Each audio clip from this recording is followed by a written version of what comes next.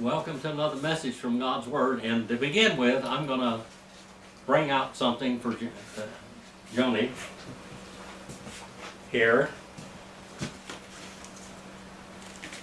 This is the tabernacle. Have you ever seen a picture of the tabernacle? No, This is the tabernacle of Moses. This is the tabernacle of Moses, okay? I'm doing this right now in the book of Exodus. This is the Israel, north, south, east, and west, that certain tribes camped on each side. They had a flag for each one, and the flags typified the four Gospels in the Matthew, Mark, Luke, and John that would come later. This is so genius of God. And anyway, here you have where they walked in and offered the sacrifices, and there's that's the altar there, what we call the brazen altar. That's where they offered the sacrifices. Here we have the laver, where they baptized the priest to begin with, and then they washed their hands and feet later. Then you walk into the tabernacle. In the tabernacle you have the table to show bread, you have the altar of incense, and they will have the candlestick there. And then in the Holy of Holies, this is a holy place, Kadesh, and this is Kadesh HaKadashim here. Kadesh HaKadashim, the Holy of Holies. And in here, there is the Ark of the Covenant with the poles and the mercy seat, the hilasterion or kafar. And above that are two cherubim, angels. And every time in the Bible where it talks about something happened, there are two angels that witness, and we're going to talk about that even in this lesson, I believe. And the two angels represent the atonements. But I believe, and I think it's conferred in the Bible, you can go to Luke 16th chapter also, where the angels came and picked up, escorted Lazarus into the bosom of God, Abraham's bosom or paradise. These two angels are witnesses.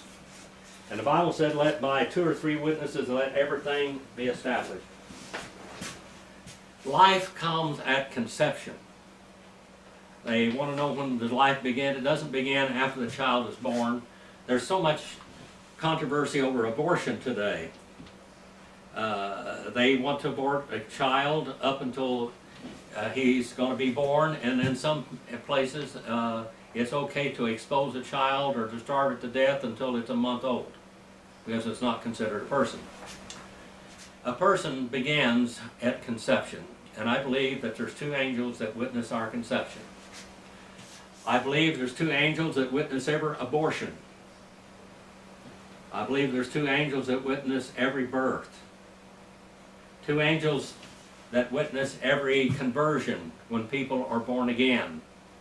And they will testify before God that you were born again, that we were born who you were. And there's two angels that come and take us to paradise, to heaven, when we pass on out of this life. Luke the 16th chapter real quick. We'll go there and look at that. Luke chapter 16. Kata Lukan, the Gospel according to Luke. If I can find it. An old worn out Bible here. Not like me. Luke the 16th chapter.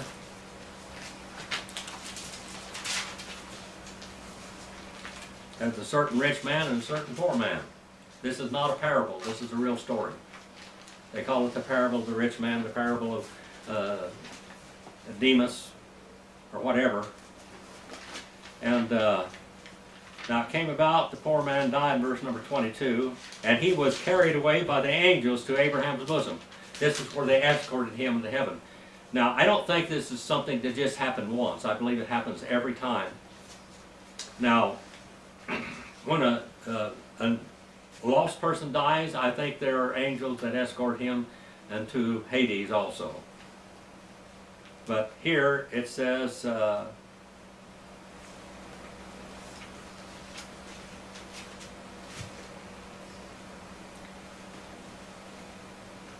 find it in a minute.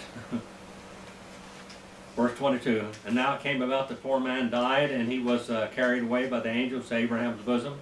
And the rich man also died and was buried. And in Hades he lifted up his eyes, being in torments. Now evidently he was escorted too, right to where he was supposed to go. Escorts. These are escorts. And that's where I get this. Of course, there's more places than this in the Bible. This is just the beginning. And we're going to go now to the book of Genesis, the 12th chapter. And we're going to talk about the call of Abraham and the promise. By the way, at one time I preached a message on time that who knew who. That Abraham, how old that Noah was when Abraham was born and when he died and all of it, and Terah, etc., etc., etc. And many of these people knew each other. Now you have to realize now that Noah had settled down there in the Ur of the Chaldees, which is extremely, extremely high educated people at that time. And that God wanted him out of there because it was full of paganism. Now, how in the world did he get paganism with Adam and not Adam, but with Noah and all of his forefathers? How did that area get infected with so much paganism? Well, God had to get him out of there, and God talked to him and told him, and that's what we're going to talk about here, and told him to get out of there. And it took him a while to get out of there. He just didn't want to leave it all behind. Abraham was a very, very reluctant follower of God in so many ways, and yet he did follow God. In the end, he always did what God wanted him to do. In verse 12 and verse 1, now the Lord said to Abraham, go forth from your country and from your relatives and from your father's house and from the land which I will show you, and I will make you a great nation, and I will bless you, and I will make your name great, and so you shall be a blessing, a baruch, a blessing, and I will bless those that bless you. And boy, the people in the world today ought to read this just a little bit, right now. They ought to do that up in Congress and the Senate too. I will bless those that bless you, and I will be the one who curses you, and I will curse you and curse you and curse you, and in you all the families of the earth shall be blessed. Galatians 4:4 said, when the fullness of time had come, God sent forth his Son, made of a woman, made under the law, that he might redeem those under the law. And that was an absolute, direct fulfillment of this verse right here. And all the way back to Genesis 3:15. And Abraham went forth. By the way, his name's not Abraham here, it's Abram. Abram. Can you say Abram? Kind of roll the R. Abram. Abram. Abram means exalted father. Now, he wasn't a father yet, but he's called exalted father. Now, when God changed his name to Abraham, it means an exalted father of a multitude. The word father there, it means more than a father of a son or children. It means a leader of a people. You can call, they called him Father Abraham. We can call ourselves, we can call Father Noah. We can call Father Adam.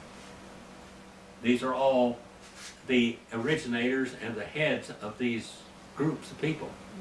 Of course, Noah was the father of all three sons, Ham, Shem, and Japheth. All the races on the earth today can trace themselves back to Noah. I will be a blessing to those who bless you, and I will be the one who curses those that curse you. And Abraham went forth as the Lord had spoken to him, and Lot went with him. Now Lot here is baggage. Lot's baggage, but Lot's going to be important later though. But his baggage. He's not leaving everything behind. Lot was his nephew. Lot, can you say lout? Lout. It's lout in Hebrew, lout. And lout's kind of like louse, you know. Yeah. A parasite, and that's basically what he was. He took advantage of his uncle Abraham, or Abram, and he went with him, but he would cause trouble from now on.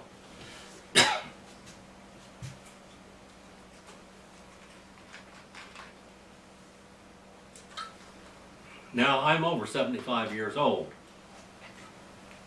But Abraham was 75 years old here. But he tells him to go out in the new land. Now, when we came to Nevada, Maryland, you and I, when we came to Nevada, we are geriatric pioneers. Now, right here, Abraham is a geriatric pioneer. Now, I think he was in better shape than we were, but in some ways, I built this place with my hands just about. Anyway, Abraham leaves off, he said here. Abraham went forth, the Lord had spoken to him, and Lot with him, and now Abraham was 75 years old when he departed from Haran. And Abraham took Sarah his wife. Sarai, what's Sarai mean? Comes from Sarah. Sarah means a prince, it means a warrior. What does Sarah mean? Fighter. She's a fighter, she's a contentious. Her name means contentious. A prince becomes a prince because he has whipped everybody, okay? So that's her name, one who beats up people. And they took Sarah his wife and his nephew and all their possessions which they had accumulated and the persons which they had acquired in Haran, and they set out for the land of Canaan. Canaan means possession, doesn't it? Now I want you to go back over here to Genesis, the 9th chapter. The Bible is all one book, you know. Genesis, the 9th chapter. We're going to look at something. Now they're going to go to the land of Canaan. Canaan. Canaan comes from Cain. There's more than one Cain in the Bible. Because Cain meant possession. I've gotten a man, even Jehovah. And of course he was a disappointment. But now let's look and see what happened here now. Noah, after the flood. Now there's a lot of Hebrew writing about this, what happened here. And I will share some of it with you. And some of it's kind of gross. And Noah woke from his wine and knew what his youngest son had done to him. That's Ham. Ham, his youngest son. And Ham would be the father of Canaan. Now, he said here, cursed be Canaan, a servant of servants, he shall be to his brothers. He curses his grandson. But some of the Jewish people said his grandson wasn't born yet, because his grandson would come through Noah's wife, Naam. They say that Ham raped his mother and brought forth Canaan. Whether that's true or not, that is pretty substantial from back in the Hebrew writings. Now, some people say that not only did he rape his mother, but he castrated his father. Because his father never had any more children after that, did he? Mm. So this is the violent thing. This is the violent people. These are going to be violent peoples. These are going to be the Philistines. These are going to be the people in that land, the Canaanites. And now, he said they're going to be cursed. Now, the Canaanites are going to go down in that land and they're going to build farms, they're going to build ranches, they're going to build vineyards, they're going to build orchards, and they're going to build all of this land down there. They're going to build all this. But we find out also from what we might call medical science that these people here brought venereal disease into the world. This is where it came from, right here. And it came from sheep, they say, and they passed it on into the human race. And that's why God, when he told them to go in there, he said, kill every man, woman, and child, and dog, and cat, and all the animals, because they were infected with this. They were a wicked people. God foresaw that their wickedness. Now, this is not a hate speech by any means, okay? But we had Hamas. By the way, Hamas, you know what Hamas means? Hamas means violence. That's what Hamas means, violence. Now, Hamas is basically designated as a terrorist nature. They terrorize people, they kill people. When they attacked Israel, they took and beheaded I don't know how many babies. They not only took and beheaded babies, they raped women, mass rapes, and they also took babies in microwaves and turned the microwaves on and killed, burned them up with radiation.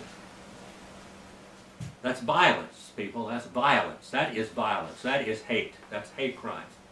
Anti-Semitism is hate crime. Now God has, He has what we might call chastised Israel many times. But again it says, I will bless those that bless you and I will curse those that curse you. God said that. Now, He said, I want you to go into the land of the Canaanites because I'm going to give that land to you. They've been in there, but now their sin has come up to my nostrils and I'm done with them.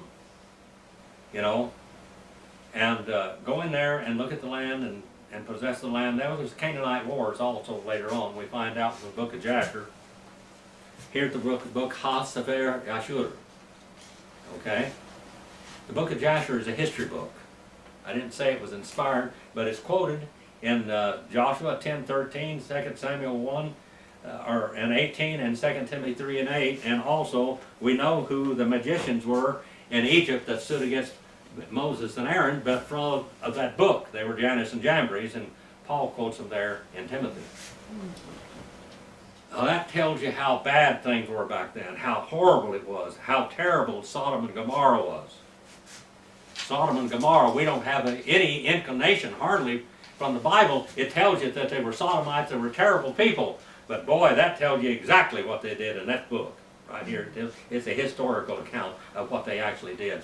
And the Bible just makes a statement and then goes on. That tells you what they did. And these are horrible people here. And later on, we're going to go down, Israel is going to go down into Egypt, into the Egyptian bondage for 400 years, basically. And during that 400 years is when God, the ripeness of the sin of these people reaches to the height. And God said when they filled up their sin, I'm going to take the land from them. Because it's your land all the time anyway. It's yours. I gave it to you. This is the oldest title deed in the world right here, by the way. This is it. The oldest title deed. And so Abraham went forth, the Lord had spoken to him, and he went into the land. And they set out from the land of Canaan, and they came to the land of Canaan, and Abraham passed through the land as far as the side of Shechem. Shechem. Now that's where Jacob's well is. Have you been over there in the Middle East? No, I have not. Okay. I drank from that well there, and that Shechem, the well, you know, the woman at the well in John the 4th chapter. Abraham passed through the land as far as the side of Shechem, the oak of Mamre, and now the Canaanite then were in the land. And the Lord appeared to Abram and said to him, to your descendants I will give this land. So he built an altar there to the Lord who appeared unto him. And then he proceeded, it means he went on. It comes from pro and cedere in Latin. That means he went forth. He proceeded from there to the mountain on the east of Bethel. Now we get Bethel. Bethel means what? The house of God. And he pitched his tent with Bethel on the west side and Ai on the east side, and he built an altar to the Lord, and he called upon the name of the Lord there. And Abram journeyed on and continued toward the Negev. And now there was a famine in the land. Abraham always starts out real good. And then he just kind of flops. he's a what we got called the perfect flops. He makes flopping a perfection. And that's what he's going to do here now.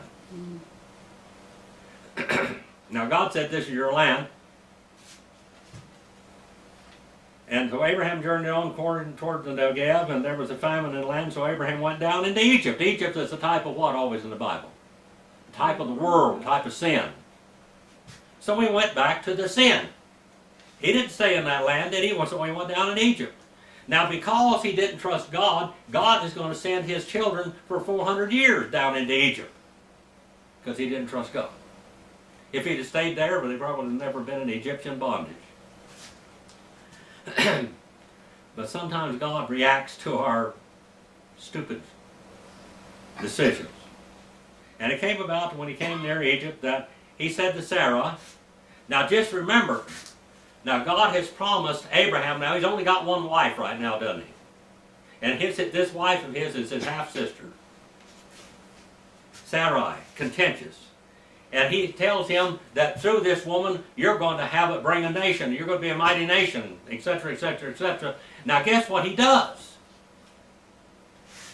He comes down, he comes near Egypt, and he said to his wife Sarah, see now that I know that you are a beautiful woman. Evidently she was pretty. I don't know. Back in those days, pretty was different. You know that the Arabs and the people back in this period of time, some of them thought if a woman was real fat, she was beautiful. I don't know what really made her beautiful. Maybe she was just beautiful. Like Elizabeth Taylor or something, you know, she played her one time, I believe. Mm-hmm. Maybe she was just really beautiful. But whatever she was, the promise of God didn't mean anything to him right now. The promise of God is going to be laid to the side. But God's going to take care of it. The unpreventable progress of God, God's eternal purpose, cannot be thwarted. And it came about when the Egyptians see that they will say, this is my wife, and they will kill me, but they will let you live. Please say that you are my sister, since she is, so that I may go well with me, and because you and I may live in account of you. Now, this is where Abraham becomes a used wife salesman. We talk about used car salesman, now he's a used wife salesman. Now, all of these people, they all expected a woman to be a virgin. When they married him, that was necessary. So now he's lying. She's not a virgin, for one thing. And she is his wife, but she is his sister. So that's a half lie. But now he's going to sell her. This woman that is through her is a promised seed going to come. He just says, well, God, just take care of this. You know, I'm going to do this. Just figure it out. He doesn't trust God at all. He doesn't trust God. He's a perfect failure. But God's a perfect rescuer. Like the name Moses, Moshe. Moshe means what? Well, it means to abandon. Because his family abandoned him and put him in the Nile River. After all the baloney, they abandoned him, put him in the river. But then Pharaoh's daughter rescued him, drew him out. It means, Moshe means to abandon and to rescue both. To abandon, to rescue the abandoned. My great-grandmother, after my mother, I was one day old, my mother decided she didn't want me anymore. I was too much trouble. Until she told my grandmother to take me and take care of me, and she said, she never brought you back. But she never wanted me back either. I was gone, boy, one way. You say, this is my wife, and they will kill me and let you live. Now tell them that you're my sister, and I might live on account of you. And it came about that Abram went into Egypt. The Egyptians saw the woman was very beautiful. I don't know what made her so beautiful, but she's pretty old, but she's beautiful. Kind of like you, Marilyn. Still beautiful. And Pharaoh's officials saw her and praised her to Pharaoh, and the woman was taken into Pharaoh's house. Therefore he treated Abraham well for their sake. Now he sells her. He sells his wife. The used wife salesman. You know, used car salesmen used to have a real bad reputation. Well, I'm going to tell you something. I don't think it could be worse than Abraham being a used wife salesman. And he gave him sheep and oxen and donkeys and male and female servants, and he gave him his daughter, Hagar. Hagar was Pharaoh's daughter. Servants and female donkeys and camels, and this was a political marriage. He was supposed to marry Hagar, and they would raise children up, and the children would be related to them, and everything would be all right because they wouldn't kill each other, because they're going to be killing their family. That was a political marriage. It was a political marriage, but he didn't. Abraham was a liar. he was a con man. That's it. But the Lord struck Pharaoh and his house with great plagues because of Sarah, Abram's wife. God intercedes. God intercedes. It wasn't Abraham. Abraham was going the wrong way. Was he going the right way? No. He went down into Egypt. And God will tell him later on, because you did this, your children are going to go down there and be a slave for 400 years.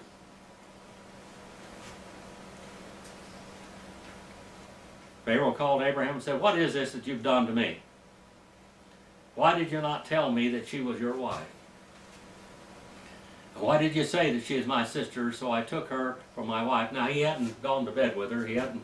A woman had to go through cleansing, and they had to go through a menstrual period and everything, and be cleansed. They had to be. Now they were prettified and beautified up and everything, and anointed and etc. before they got married. So she was his wife. She was his wife now, but it hasn't been consummated. Now then, here is your sister. Take her and get out of here. Take your sister and go. And take everything I gave you and get gone. Because whatever you touched, I wouldn't touch it. Just go. Leave.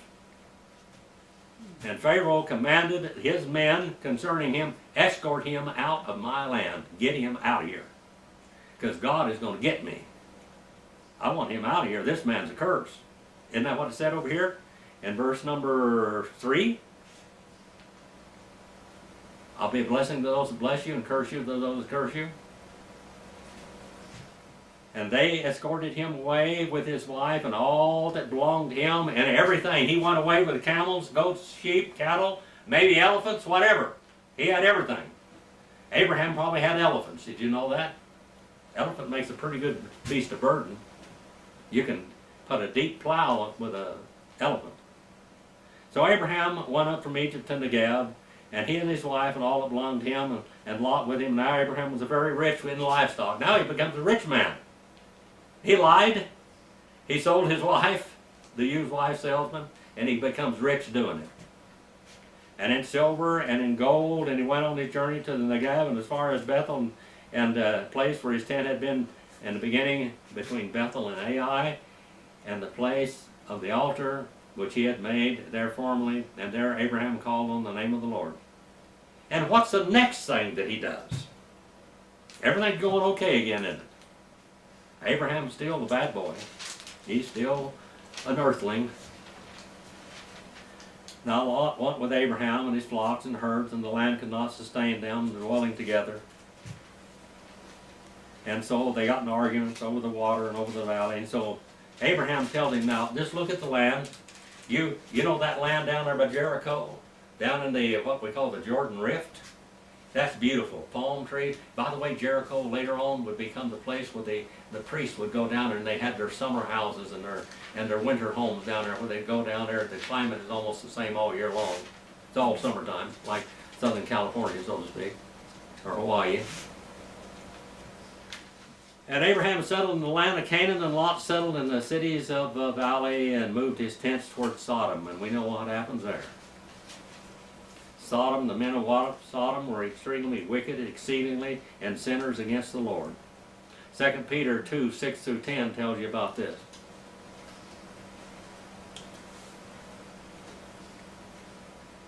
And now the Lord told Abraham, lift up your eyes. I've separated you from Lot. God had to kind of clean house with Abraham, didn't he? Kind of cleaned house. Cleaned house. Got the bad out of it. The drops is gone. For all the land which you see, I will give to you and to your descendants forever. This is the confirmation of the oldest deed in the world, isn't it? The oldest land deed. Whose land is that over there in Palestine today, in the Middle East? Canaan? Whatever you want to call it. It's Abraham's descendants. Arise and walk the land through its length and breadth, and I will give it to you. And Abraham moved his tent and came and dwelt by the oaks of Mamre, and which is at Hebron. Now Hebron is where Abraham's buried. I've been there. That was a holy place as far as I'm concerned. I mean, I've been all over the Middle East, all over that place. But when I came to the Cave of Machpelah, the double-mouth cave, that's what it means, double mouth. The Cave of Machpelah, there's Abraham, there's Isaac, there's Jacob, there's Sarah, these people are buried in this cave. These are the patriarchs and the matriarchs of the, what we might call, of the true believers of God. Now, in the 14th chapter, we have Abraham down there and in the land of Canaan. And then in the 14th chapter, we have Lot. You know, Lot, as far as you can tell in the Old Testament, didn't know anything about God at all. Did you know that? Just look, this guy's a bad boy. He's a text bad boy, as my Uncle Bill used to call text bad boy. Everything he does is bad. But you know something? The New Testament said that he was saved. He was born again. That's weird. He was saved. And he vexed his righteous soul, it says in the New Testament. We didn't know that in the Old Testament. I mean, the last Old Testament, you'd think he's a run-of-the-mill sinner. Now, there's a war that takes place here, and Lot is captured and taken off. They took Lot, Abraham's nephew, and his possessions and departed, for he was living in Sodom. Now, by the way, he's not only living in Sodom, but he is a judge in the city. He's a lawyer and a judge in the city of Sodom. He's a big shot. And he dwells in the gate of Sodom. And in the gate, when you go into a city, let's look at this for just a moment. A city is surrounded by walls usually. But when you go into the gate of a city, there is an inner court. And in here are the judges. Now people will come into this city here and they'll ask the judges of this city to make a judgment against them with somebody else. They said, he did this to me, and he said, he did this to me. And then they figure out who really is the victim and who really is the perpetrator. Well, that's where it all took place. And this is where Lot sat right here in the gate of the city, inside the inner gate of the city. And so he's a pretty famous person there. And then God tells him that this is what happened. And the fugitive came, the one that escaped, to Abram, the Hebrew. Hebrew means what? From on the other side of the river. Hebrew, from the other side of the river. And Abram heard that his relative had been taken captive, so he goes down there, and he takes his army. By the way, Abraham has generals underneath him. He's the supreme commander, and there's generals under Abraham, and he's got a lot of them. And he sends them down there, and they go there and they whoop everybody. And they take all of the captive goods back, and then they come to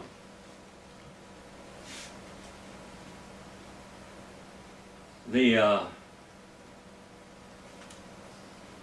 city of Salem. Salem means peace. But there is a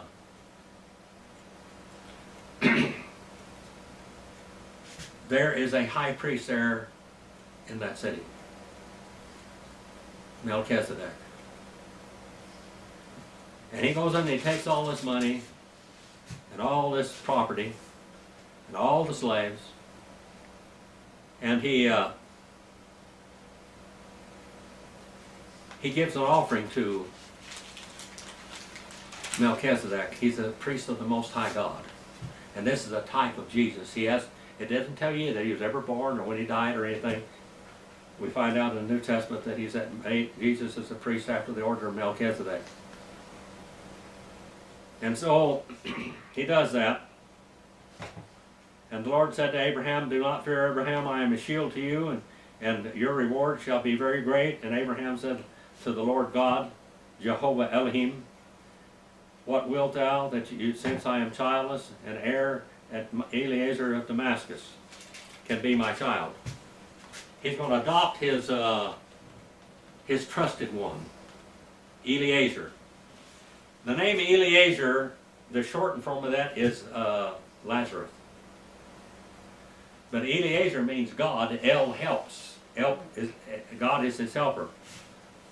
And so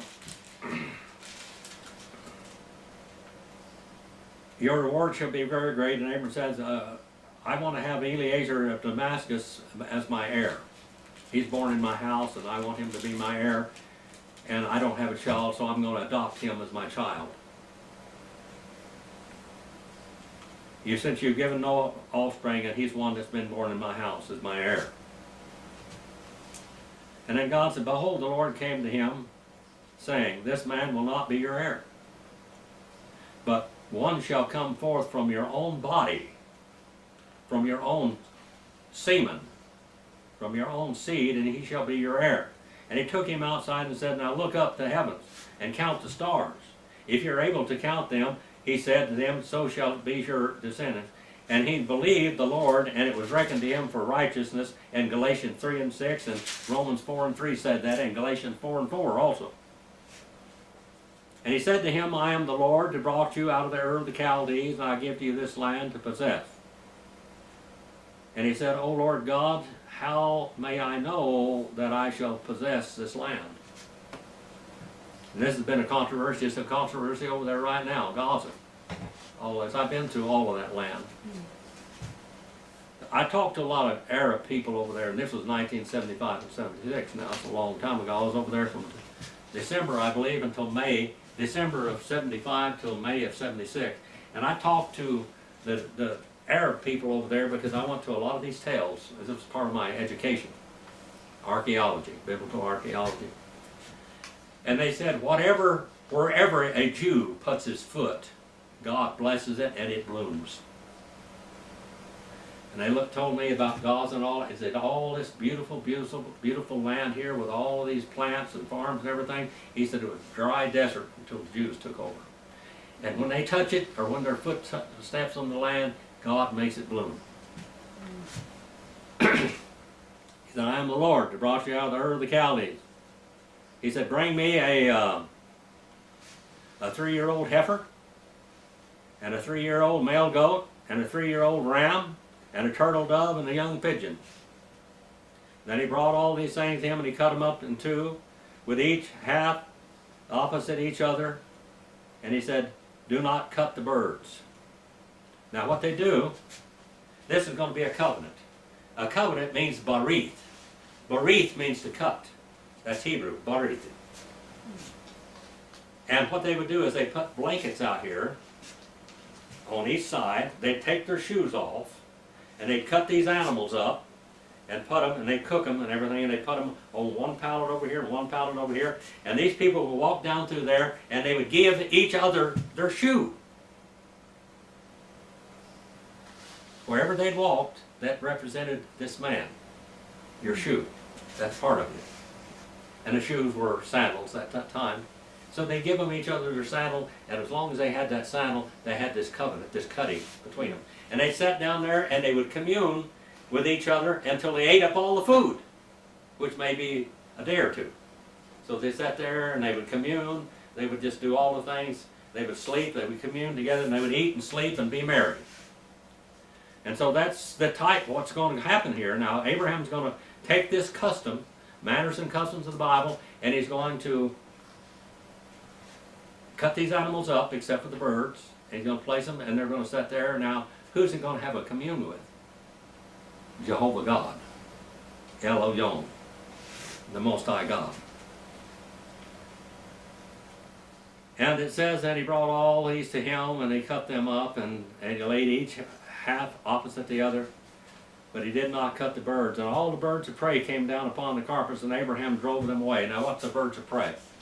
Somebody lost a little shepherd dog down the road here yesterday, and I saw a bunch of vultures out there, the crows and the vultures, all of these wing flappers, all these womblies, it says in Lakota. They're all out there, and the Hebrew is the same way. This means wing flapper. All these wing flappers that it carrying. So all these wing flappers, all of these birds of vultures came down and tried to eat the food. And all the birds preyed down upon the carcass, and Abraham kept on driving them away. Verse number 12, and now the sun was setting and going down, and a deep sleep fell upon Abraham, and behold, terror and great darkness fell upon him. Now what happened here in the Greek, it changes over the word into hypnose. Now can you imagine what the word hypnose means? Hypnosis. God hypnotized. By the way, God hypnotized Adam when he took his rib, or not rib, but his sides out of him. It says rib, but it meant ribs. It meant sides, period. And his blood and flesh, as he hypnotized him, that was the anesthesia when God put Adam to sleep. And so now he hypnotizes Abraham. I have a message on this somewhere, the hypnosis and trances and visions in the Bible. And terror and great darkness fell upon him. God said to Abraham, know for certain that your descendants will be strangers in the land that is not theirs. Now this is the curse. Remember? When Abraham went down in Egypt? This is the curse. You blew it, fellow. Now your descendants are going to reap what you did wrong. They're going to be in a land that is not theirs, where they will become enslaved and oppressed for 400 years. But I will judge the nation whom they serve, and afterward they will come out with many possessions. They're going to come out rich. And as for you, you shall go to your fathers in peace, and you shall be buried in a great old age. Then in the fourth generation they shall return here, for the iniquity of the Amorite is yet not complete. Remember when I said the sin of these people? The sin of the Canaanites wasn't complete. It will be to the point of God said, no more. And it came about when the sun set that there was a great, great darkness, and behold, there appeared a smoking oven and a flaming torch which passed between the pieces. Each man was supposed to go in the middle and meet. But Abraham, God put into a hypnotic trance, and God himself made this oath, this covenant. It doesn't depend, this is what we call an unconditional covenant. It doesn't depend on Abraham at all. Abraham's been a failure so far, reality, hasn't he? Really? He followed, but he went away. He followed, but he didn't follow. He followed, but he didn't follow. And it's going to be the same way again. They will come out with many possessions.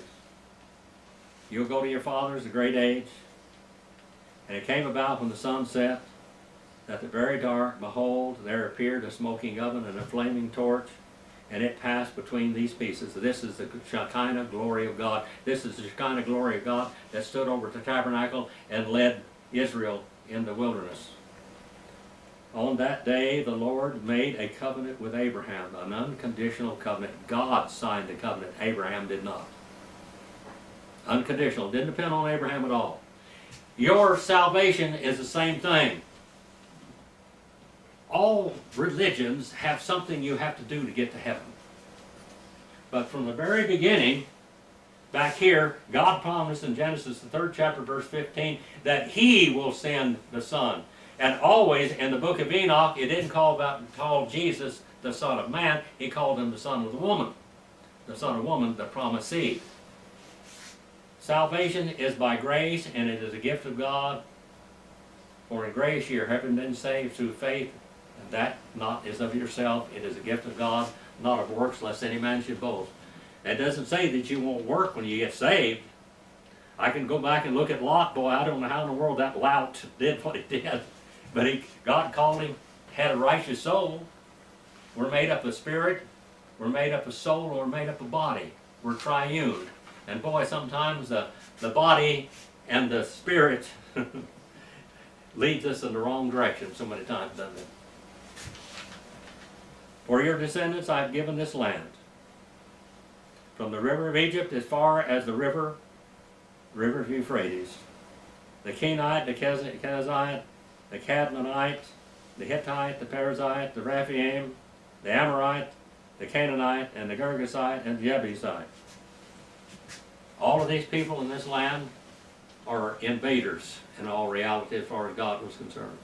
They went in, they built lands, farms and ranches and orchards and vineyards, but they were imposters. Imposters not ever owning the land, never really owned the land. It's always going to be Abraham's land. It's always going to be Jacob's land. Always going to be Israel's land. Always. Our Father, we send this message out this day for your honor and glory. Please use it wherever it goes. Help those to understand your word and the promises that are eternal and promises are unconditional. And your love for us, for you so loved the world that you gave your Son, that whosoever believes in him should not perish but have everlasting life. And when you said you love the world, you know that you're going to bring it all back into harmony one of these days and the eternal ages to come. Please forgive me where I failed you.